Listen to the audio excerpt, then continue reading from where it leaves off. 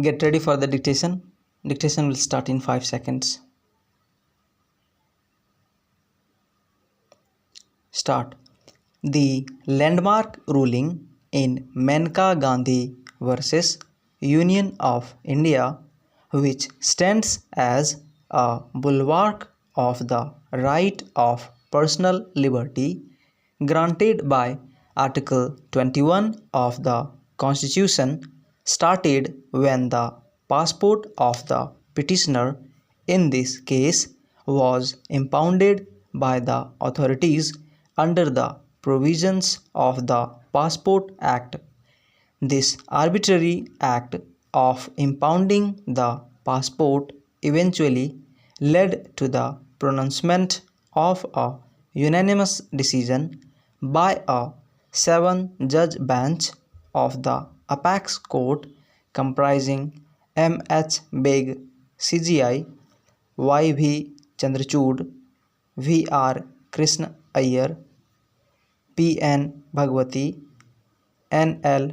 Untwalia, S. Murtaza Fazal Ali, and P.S. Kalasam.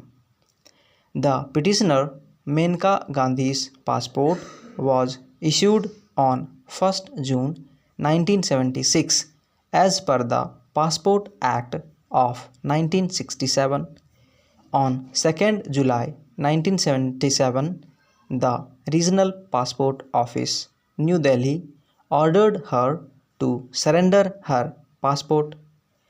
The petitioner was also not given any reason for this arbitrary and unilateral decision of the External Affairs Ministry, citing public interest. The petitioner approached the Supreme Court by invoking its writ jurisdiction and contending that the state's act of impounding her passport was a direct assault on her right of personal liberty as guaranteed by Article 21. It is pertinent to mention that the Supreme Court in Satwant Singh Sahne versus Ramrathnam held that right to travel abroad is well within the ambit of Article 21, although the extent to which the Passport Act diluted this particular right was unclear. The issue before the court were as follows. Are the provisions under Articles 21, 14 and 19 connected with each other, or they mutually exclusive? Should the procedure established by law be tested for reasonability, which in this case was the procedure laid down by the Passport Act 1967? If the right to travel outside the country is a part of Article 21 or not?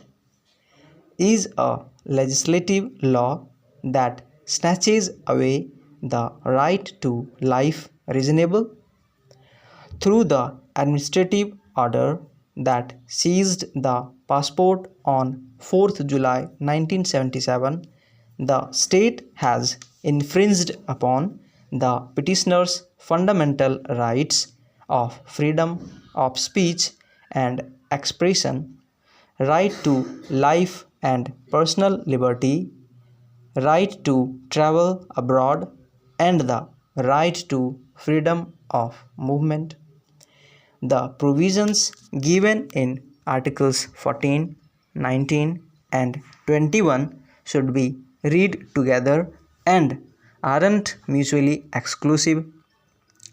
Only a cumulative reading and subsequent interpretation will lead to the observance of principles of natural justice and the true spirit of constitutionalism.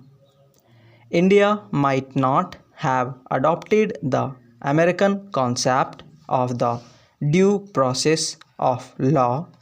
Nevertheless, the procedure established by law should be fair and just, reasonable, and not be arbitrary. Section 10 under bracket 3C of the Passport Act violates Article 21 insofar as it violates the right to life and personal liberty guaranteed by this article. Audi altrum partem, that is the opportunity of being heard, is invariably acknowledged as a vital component of the principles of natural justice. Even if these principles of natural justice are not expressly mentioned in any of the provisions of the Constitution, the idea behind the spirit of fundamental rights embodies the very crux of these principles. Stop.